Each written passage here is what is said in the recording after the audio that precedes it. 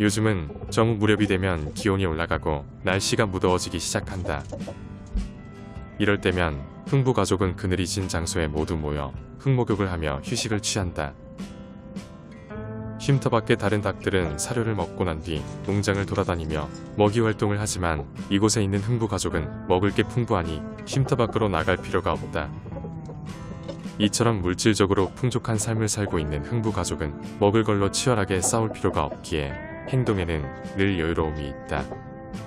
그런데 며칠 전부터 타이의 행동이 평소와 좀 달라 보이기 시작했다. 사료를 먹는 양도 현저하게 줄었고 무엇보다 행동에 힘이 없어 보인다.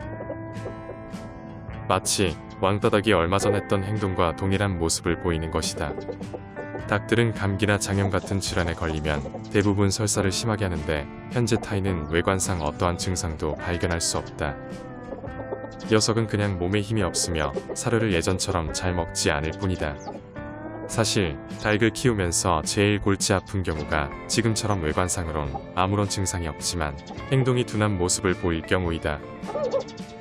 수탉 흥부는 혼자서만 신나서 흙목욕을 즐겁게 하고 있고 절친인 캔디는 타이가 걱정스러운 듯 조용히 옆으로 다가간다. 식욕이 없는 타이를 위해 굼벵이 한 마리를 잡아왔다.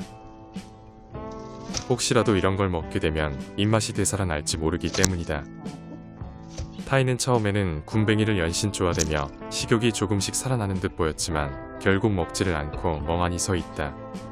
도대체 타이는 왜 이런 행동을 하는지 답답하기만 하다. 결국 그 굼벵이는 왕따닭이 가져갔다. 잠시 뒤 캔디를 위해 굼벵이 2마리를 더 잡아왔다. 캔디는 굼벵이를 보자마자 재빨리 물어간다. 1년 전만 해도 녀석은 굼벵이나 지렁이를 잘 먹지 않았지만 요즘은 뭐든지 잘 먹는 것 같다. 때마침 닭사료를 먹으러 참새가 왔다가 내가 있는 모습을 보고 급하게 유턴을 한다. 잘 먹는 캔디에게 굼벵이를 한 마리 더 준다.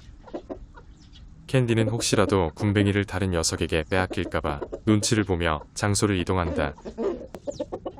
흥부는 눈치 없이 계속해서 따라가며 소리를 내고 캔디는 그런 흥부가 부담스러운 듯 다른 곳으로 자꾸 이동한다. 어쨌든 좋아하는 캔디가 잘 먹는 모습을 보니 내 기분도 좋아진다. 며칠 전 이브와 다리 다친 흰오리가 지내는 우리에 다른 흰오리 한 마리가 들어갔다. 다른 흰오리도 다리를 저는 행동을 보였기 때문이다.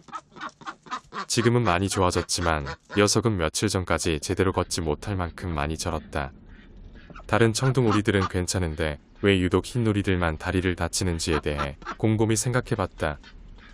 그래서 내린 결론은 흰오리들이 과체중으로 인해 관절염을 앓고 있는 게 아닌가 하는 생각이 들었다.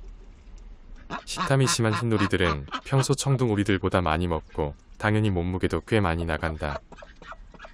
그래서 상대적으로 몸이 가벼운 청둥오리들은 농장 이곳저곳을 누비며 다니지만 흰오리들은 주로 닭장 주변에서만 활동한다. 거위와 청둥오리 그리고 흰오리들은 모두 물새이지만 수영할 곳이 없는 똑같은 조건에서 지낸다.